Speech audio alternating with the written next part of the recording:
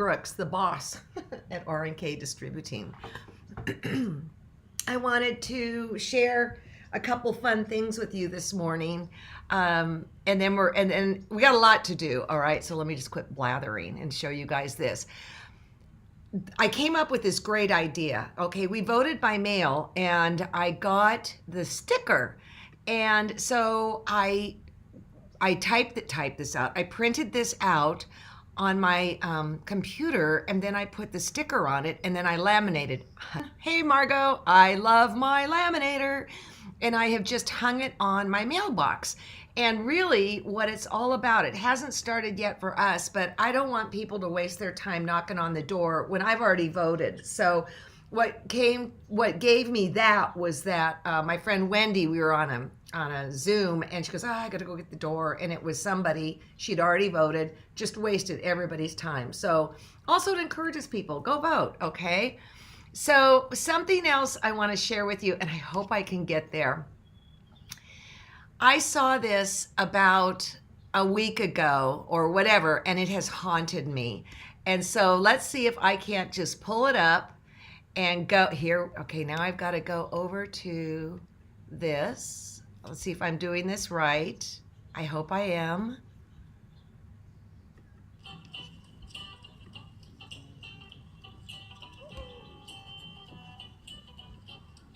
Are you guys getting this?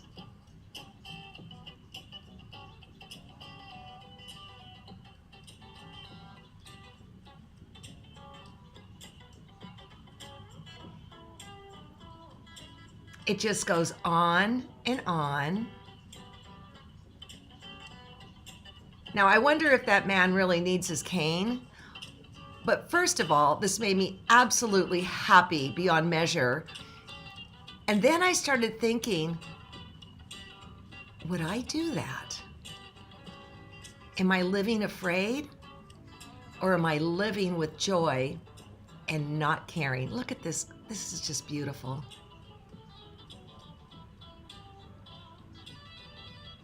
All right. There we go. I may need John to come up and help me out here. Get back on here. That just makes me so freaking happy. I just can't begin to tell you. I mean, talk about living fearlessly, right? And so I know we're all having our ups and downs and all that, but I just wanted to put that in your mind so that if maybe you're having a bad day, you can go, I'm going to dance like that man. And in fact, I think I am going to put it on my Facebook so that you guys can share it if you want. I just think it's an amazing testament to the human spirit. So I just spit on myself. So is that. So, okay, here we go. Let's go look at some of your things. Alicia, you got it done. And I kept your words on top of it that says it's done thanks to a village from My Time Studio in Chico, California. How fun. And you know what? You got those dots from the cave polka dots from the same store I got a bunch from too.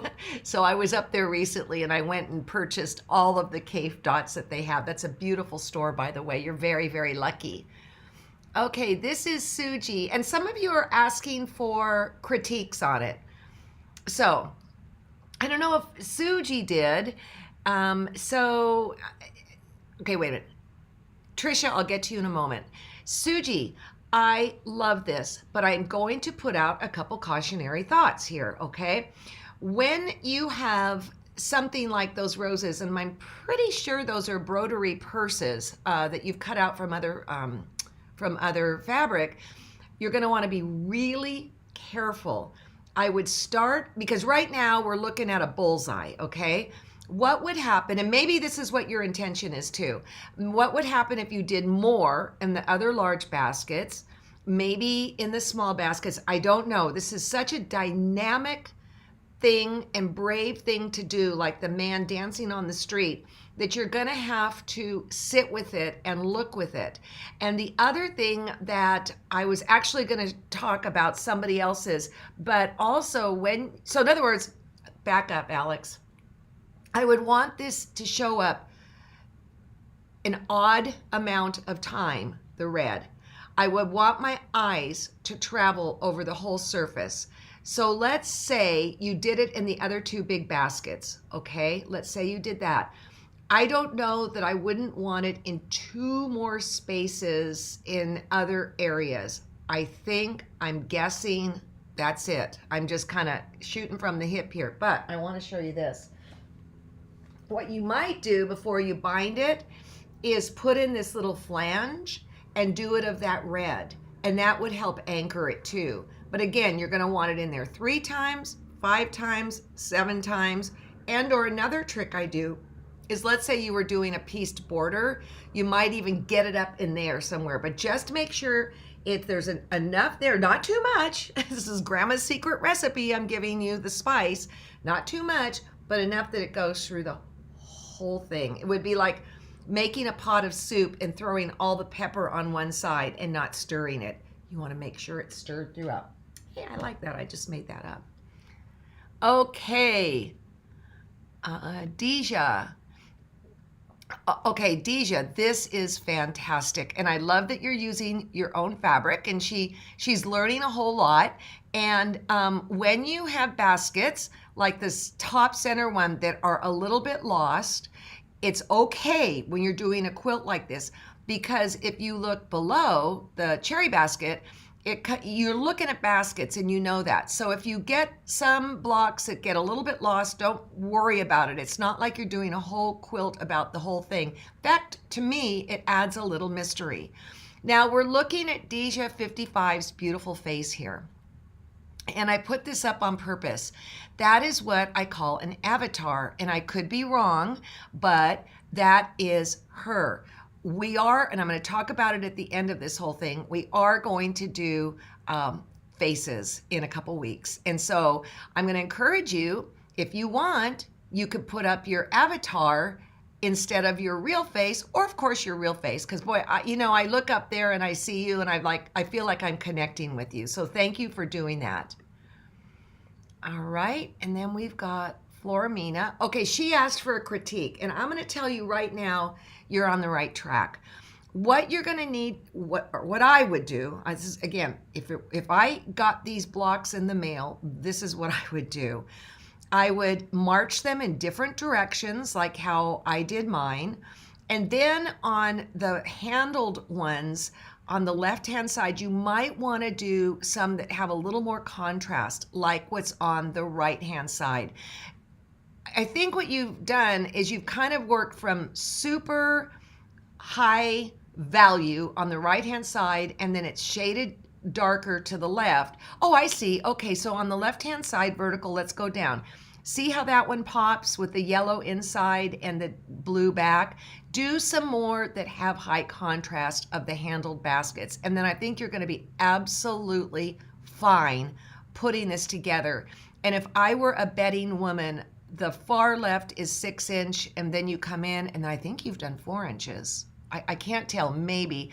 But you're going to have to get into this whole jigsaw puzzle thing of putting it together, which to me is the fun part. Okay, PJ. So this is lovely, and PJ has calmed the whole thing down by putting in those sashings, which I think are beautiful. But the reason I put your words in there is because we're going to be taping in January in Livermore again, and I think we're having French General come. So I'm very excited about that for that show. Oh, look at this. I just saw this now. On the far right-hand side, look how, go down, and the handled one, let's talk about that. I would have never thought to do this, thank you. How you've made the background dark and then done that hand, and then made the handle super light. Cool. I would not have thought of that, and that is extremely striking. Okay, and then I think this is Sue Rapp. Sue, what happened to your hand? I know I should know this. Sue comes to my retreat every year from Hilton Head. And Sue, I know this is very busy for you, and I'm just 99.9, this is you. So you had mentioned that you might want a border on it because it is so busy. Well, I don't think I would do a border on it unless it were pieced of sorts. And so what I did that I'm going to be showing next week, I think that you might really like it. I think it would work in this. And the reason I wouldn't do a solid border is because to me it would not relate to this quilt. It would be, why is that there? Is it there just to make the quilt larger? What is the purpose? I would also have no problems binding this and calling it a day, and or put in the flange and then bind it like I just showed before. I'd have no problem doing that. But Sue, this is fabulous. Absolutely fabulous. Okay. And man, I miss retreat. We get together like around the first weekend of October, and it was just so weird that we aren't doing it. I mean, this has been going on like for 20 years, and it was all started because of the internet and my original message board. And it's so weird, but I've made such dear friends. In fact, I want to say thank you to Cindy Brown, who comes to retreat, because I had found that dancing man in the Netherlands, and then I couldn't find it, and then I saw it on your Facebook. So thank you, Cindy, keeping us honest. Okay, and then this is payola. Okay, here's what I want to say about this payola.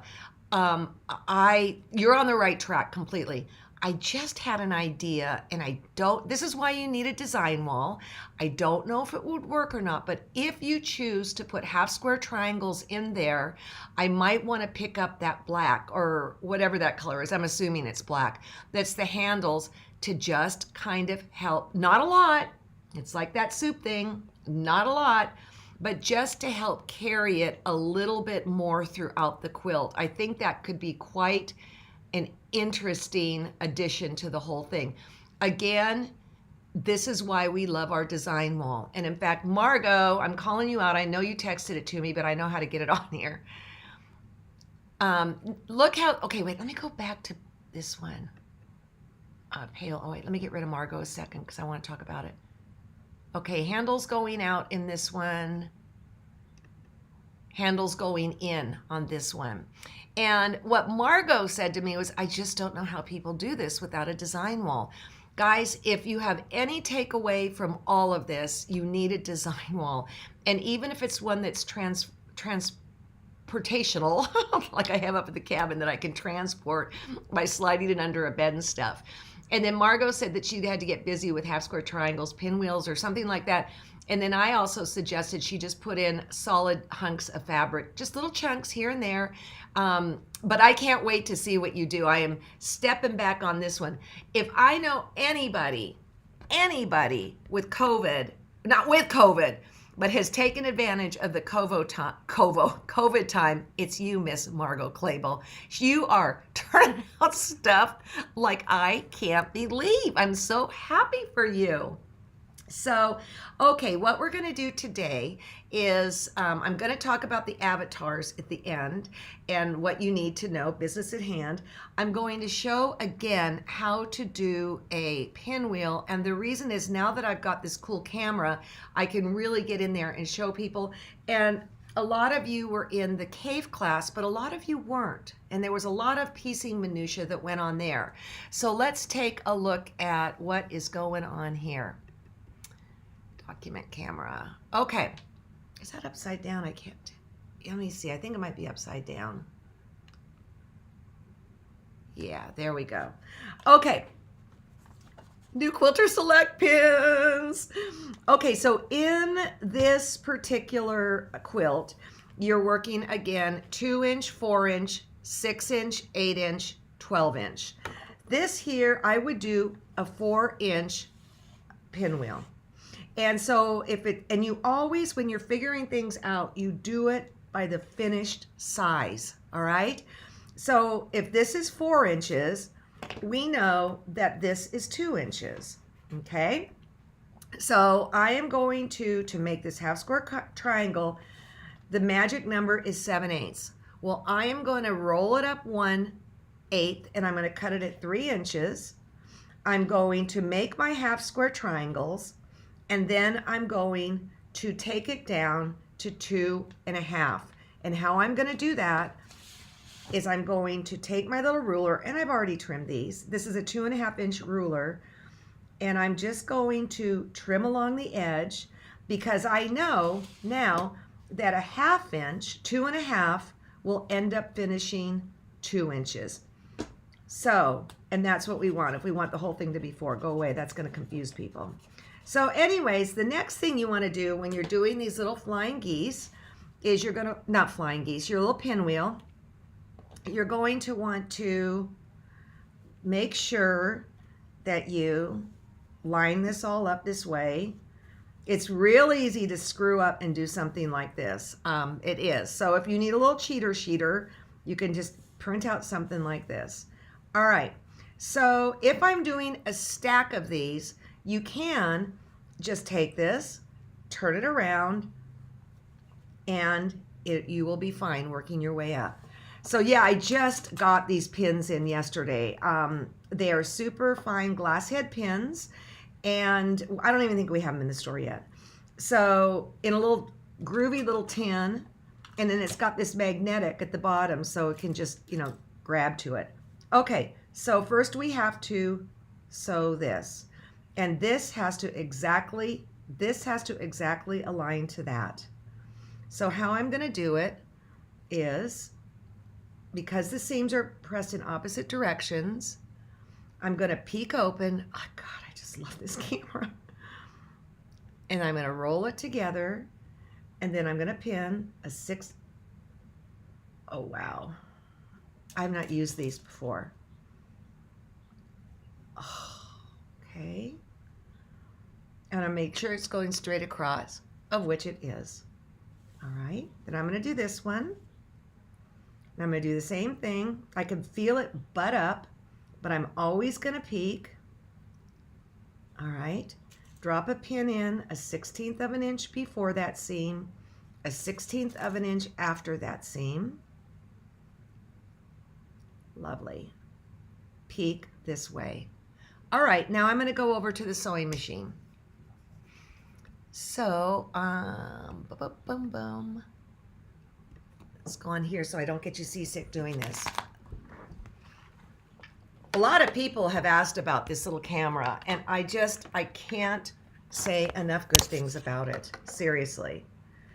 It's so portable. I put a little bit of duct tape on the bottom so I can just get it here on my machine right in front of it.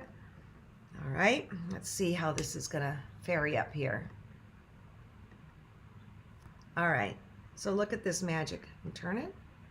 There we go. I can tune it in just by pushing little buttons.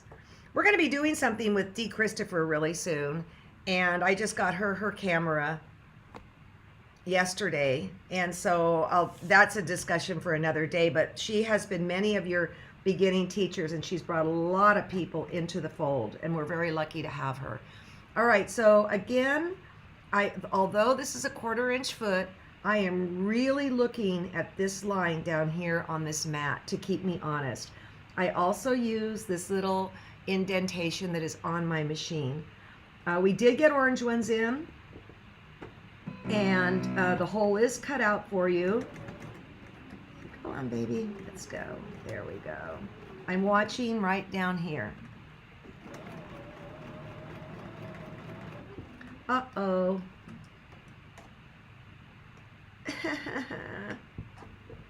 Let me undo this. I did something stupid. Look at this, guys. I should have glue sticked that, because look how it's shifting. So I wish I had a seam ripper next to me. It happens to trained professionals, guys. It happens. And the best part here is I'm working in the dark, so I don't have the glare of the camera. Okay, what I should have done is taken this little glue stick, gone like this, so that it didn't shift. Okay, I did that on purpose.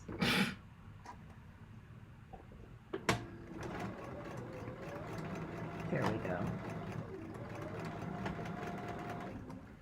Okay, I'm going to do it down on this one again. I've learned my lesson.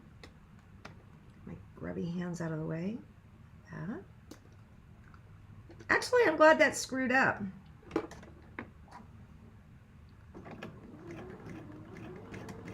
All right. You can pull out your pins before you get to them, but I'm going very slow. In fact, I'm going to, because it's kind of hanging it up. stitching down here.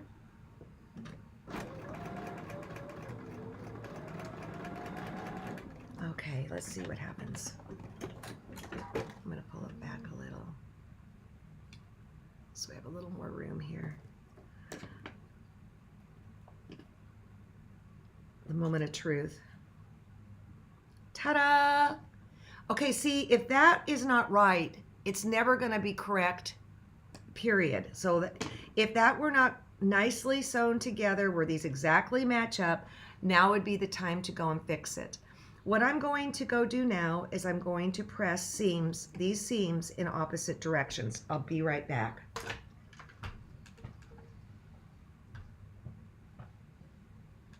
All right.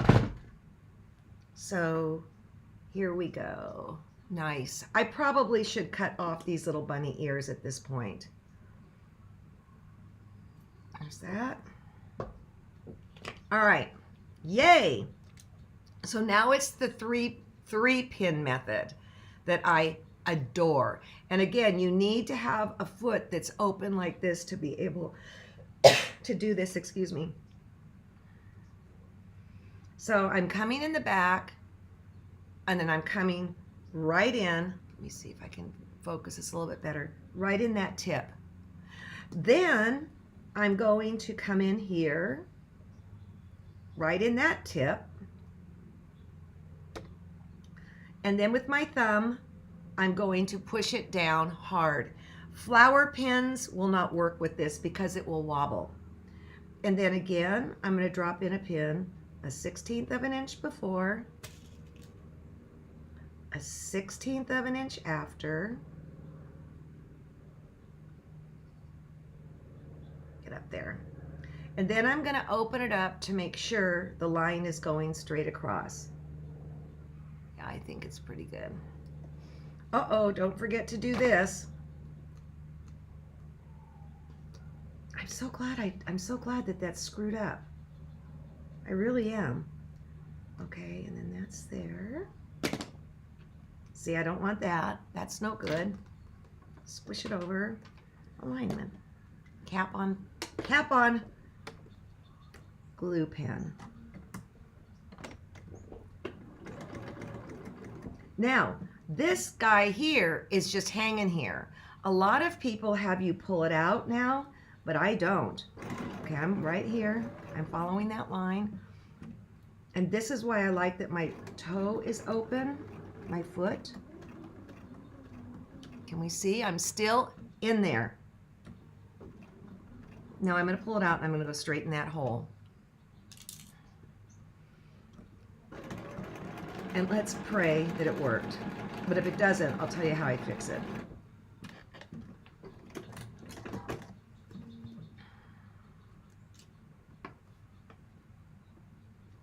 Yay! I'll keep it. It's a little bit off, but I'll keep it. And then I used to press these seams open because this was such a belly button right here. But what you can do, uh-oh, I don't like that got caught. Well, let's not look at that side. You break these little threads right here on both sides, and then you twirl it, and it's not going to let me twirl it because I caught it. Doggone it. Well, it's letting me. Oh, there we go. Okay, I won. And again, where's my seam ripper when I need it? Well, anyways, you break it, and then what happens is this seam is going this way, and this seam is going this way. I'm having a little technical difficulty here. I just do that so that you feel better when you screw up. So I love these little pinwheels, and there's a lot of learning that goes on when you are doing that pinwheel. But now let's talk about if you run short of fabric, okay? Let's talk about how you can piece fabric together and no one be the wiser. And I believe I did it with these back over there. So I'm gonna get back to my camera and show you what we're into. So it's kind of like wallpaper in as much as this has to, well, see, that's where I cut it. So But see, I couldn't piece, well, no, there you go. See, I couldn't piece that together because you'd have something ridiculous looking. I don't want to break up the flow of all this. So like wallpaper, you're going to have to kind of find the straight cut on it so that things can match up properly. And that is probably the trickiest part. But now what I would do is I would say take this. Okay, well, that's not going to line up there. Let's say I'm going to go and I'm going to iron this like this, okay? I'll be right back. I'm just finding a simple, I guess, break point is what you would say. All right, so now I'm going to go and I'm going to match it right there, just like that. And then I'm going to take my glue stick just on this floppy part, and I'm going to get right in there, and then I'm going to open it up, and I'm going to go sew right there. I'll be right back. Yeah, I'm not kidding. I did this on this quilt behind me. I got to turn my light back on here. I'm sewing in the dark is not really what I recommend for anybody. All right.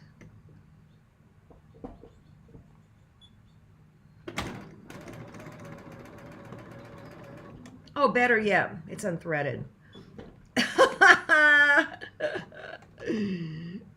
Perfect. Oh, gosh. Thank God I know how to use this needle threader. I got to take a little peeky. Yeah, that works. Now let's sew with the needle threaded. And let's see how I did. So this is what the underbelly of it looks like, all right? Then you go like that. I can maybe take another little tuck. But seriously, let me iron it. When you go and put this in a quilt, nobody... Yeah, I would take one more little tuck, but I'm not going to waste your time. You get the gist of the whole thing. So if you're finding that you're having to conserve on fabrics, this is a way you can do it. In fact, one time I was up at the cabin with Joan and Dara, and I did not have enough for a border, and I needed it. And I ended up piecing the border together like this, and you would never have been the wiser. So that's just a little side tip. All right, so John's coming in with questions before we get to, do you still use 2 pins in one? Have you ever used the 2 pins in one thing? There's apparently 2 pins in one. Oh, I know what, okay, 2 pins in one. I don't. I have them, and I don't know why I don't use them, but I don't. I think maybe it's like a snake tongue, like that, right? Like forked. I don't, because I have to do one at a time. I don't know. If it works for you, yay. Okay.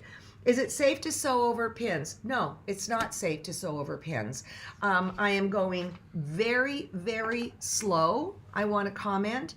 And I will go under, well, let me do it. I will go under where I'm going to be sewing, so that so like right here, when I'm sewing, I'm hitting fabric and not the pin, metal to metal. And again, these are very fine pins, but no, I had to send a machine back to Chicago because I wrecked it, and I kind of cried. It was at 12:30. They could fix it, but you had to be very, very careful with that. Thank you for asking that question.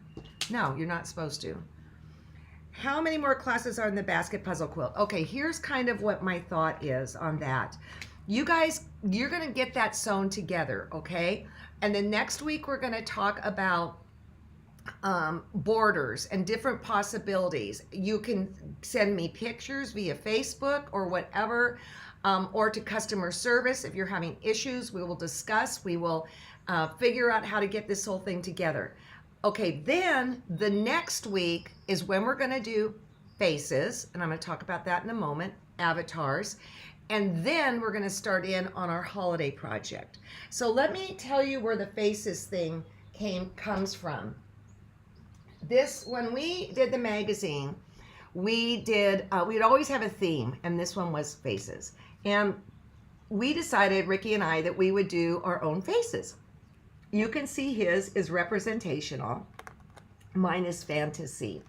Ricky said that's me on the inside, yeah, and him on the outside. And in the magazine, there was an article by Yvonne Porcella, who had not yet passed, and she did a whole thing on faces. All right, super fun. Fantasy. Look at the leaves in the head, the lips, the eyes, all of that. So again, here is the one that I made for the cover of it. And I had a lot of secret meanings in it. Okay, Lev had just been born, and so I was Bubby, and that's why there's the B.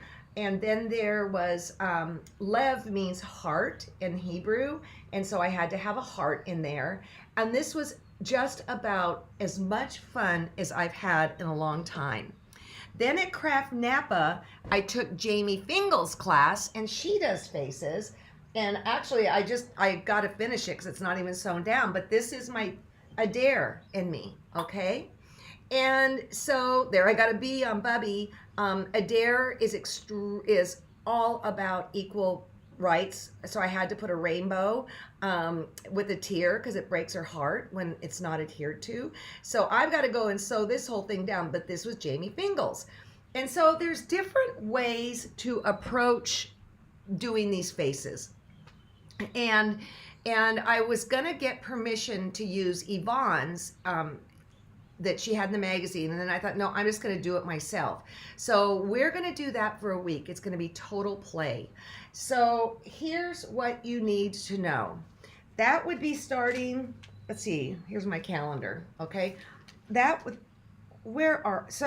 be starting, okay, we're gonna wrap up baskets by the 30th. All right, that's it for baskets. Then on the first week in November, we'll do faces. And what you need to know is this. We're going to be doing faces from your stash, from stuff. It is fantasy, it is fun, it is playful. And then what you're going to need to have is some sort of fusible, because we're going to fuse, all right? If you don't have a fusible, I would really like to recommend that you get Quilters Select Appli-Web, because it is very fine and you can do layer after layer after layer of fusible, and it's not going to get as stiff as like our Appli stick, which we're going to be using for our holiday project. The Appli-Web is very, very supple. But you can use anything. I mean, these are not exactly things you're going to snuggle under, okay? And then I'm doing a lot of research on how do you do a face so it doesn't look too weird, but what can you do to make it look weird and all that good stuff. Now, this is super important. This Friday or this Sunday, if you need to order something from the store, do it. Because next week, on Monday and Tuesday, they will be fulfilling orders, and then we will not be shipping for a week because we will be moving, all right? And we are a very small team, and we don't have the ability to keep two balls in the air at once. So I'm gonna say again, if you wanna order something, do it. I would do it by Friday, and I'll say it again on Friday. So if you don't have fusible and you want to do faces, get some fusible. And again, I would get Appli-Web Plus for this. Appli Stick is for when you're working on your design wall and it will stick up there, and then you press it and then you're fine. But we'll be working on a flat surface when we're doing our faces. Does that make sense, you guys? Okay, then the other thing is November, the beginning of November, I think on the first Sunday, we're going to do the reveal of the BOM. Very excited. We've got to figure out how Ricky and I can Skype each other and show you guys. I'm super excited. We got a lot going on, all right? And hopefully we handle it all gracefully. That's all I'm gonna say. So, okay, I don't know if there's any other questions here. Oh, Friday, what I'm going to do is I'm giving you guys time to sew. You need to sew, sew, sew before we get to borders next week. And so on Friday, I'm just going to do a little snippet of how to press when you're doing applique, when you're doing red work, when you're doing piecing. And the reason I'm doing it, because I've been throwing it all in mishmash, this front area where you can access this from the quilt show is becoming kind of a really cool reference guide for people. What level is the Phrases project? Child's play. Complete child's play. You're not doing anything that's representational. It is all fantasy. And you're working with super simple shapes. And I'm going to create some downloads if you're too afraid to do lips and all that kind of stuff. But it's just, I don't know anybody who looks like this person, but I want to know her. Also, if you go to the show with Sujata Shah and the field piece with Freddie Moran, watch that. And Freddie's doing a whole thing with faces, so that might give you some inspiration. They're just crazy, wacky fun. When do we get to see the Christmas quilt? Thank you. Marty, I'll tell you what, I will show that next week because it's coming in the mail, all right? And we've also made it so that it can be a Hanukkah quilt. We've also made it so that it could be a spring quilt. It's very, very generic, but I don't want to throw too much at you right now. We'll see it soon. Okay, Pittsburgh. Yeah, I remember when I flew to the wrong city when I was supposed to be in Pittsburgh. So, okay, you guys, it's 10:37. I'm actually going to go sew on that one of my daughter and myself. I'm going to go have fun sitting at my Q20. So, have a good day.